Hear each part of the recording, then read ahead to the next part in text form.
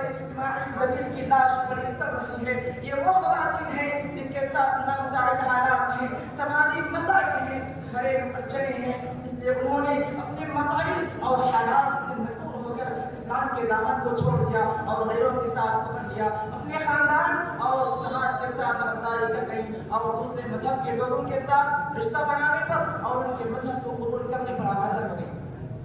اس طرح کے بے شمار واقعات ہیں جو ہندوستان کے مسلمانوں کے لیے ایک بہت بڑے چیلنج کی شکل اختیار کر چکے ہیں۔ تکلیف کا بات یہ ہے کہ فرزندان توحید اسلام سے پھر رہے ہیں، اسلام کے منہج اور عقیدے سے دستبردار ہو رہے ہیں، جبکہ ہمارے سامنے اللہ رب العالمین کا قول موجود ہے، وَمَن يَرْتَدِّ مِنكُمْ عَنْ دِينِهِ فَيَمُتْ وَهُوَ كَافِرٌ فَأُولَٰئِكَ حَبِطَتْ أَعْمَالُهُمْ فِي الدُّنْيَا وَالْآخِرَةِ وَأُولَٰئِكَ أَصْحَابُ النَّارِ هُمْ فِيهَا خَالِدُونَ۔ تم میں سے جو لوگ اپنے دین سے پلٹ جائیں اور اسی کفر کی حالت میں مریں، ان کے اعمال دنیاوی اور اخروی سے غارت ہو جائیں گے، یہ لوگ جہنمی ہوں گے اور ہمیشہ ہمیشہ جہنم میں ہی رہیں گے۔ سامعین کرام، ارتداد کے اس الگنے کے پیچھے ٹیکنالوجی کے پیدا کردہ حالات ہیں، مغرب کا جدید کلچر ہے، کالجز اور یونیورسٹیوں کا آزادانہ ماحول ہے، سیریل اور ڈراموں کی تخریب کاری ہے، فلموں کی تباہ کاری ہے، میگزین و اخبارات ہیں، موبائل کی راہ سے آنے والا شور و شر ہے، میڈیا کی بے راہ روی اور مادہ پرستانہ ماحول ہے،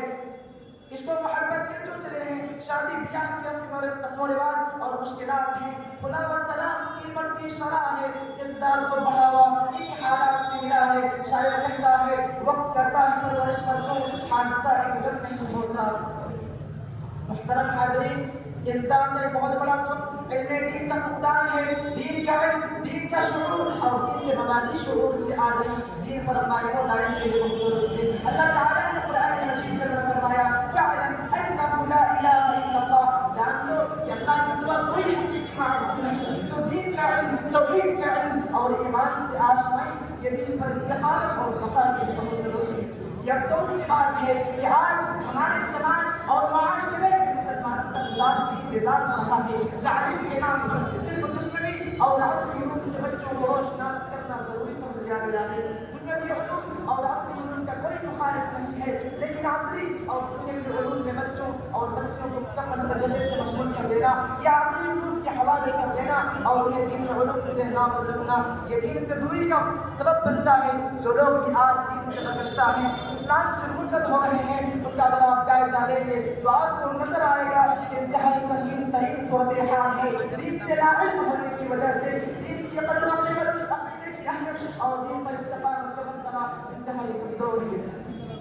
معلوم یہ ہوا کہ علم دین کا فقدان یہ ارتداد کا بہت بڑا سبب ہے۔ دوسرا سبب جو ارتداد کے پیچھے کار فرما ہے وہ گھروں کے تربیت کے اندر معاملہ ہے۔ اللہ تعالیٰ نے فرمایا یا ایھا الذین آمنوا قوا انفسکم واہلیکم نارا، اے وہ لوگوں جو ایمان لائے ہو اپنے آپ کو اور اپنے اہل و عیال کو جہنم کی آگ سے بچاؤ۔ آدمی اپنے آپ کو اور اپنے اہل و عیال کو جہنم کی آگ سے کیسے بچائے گا؟ ظاہر سی بات ہے جب بچوں کی تربیت دینی ہوگی، اپنے بچوں کے اخلاق و آداب اور کردار کی نگرانی کرے گا اور برائیوں اور منکرات سے اور سب سے زیادہ شرک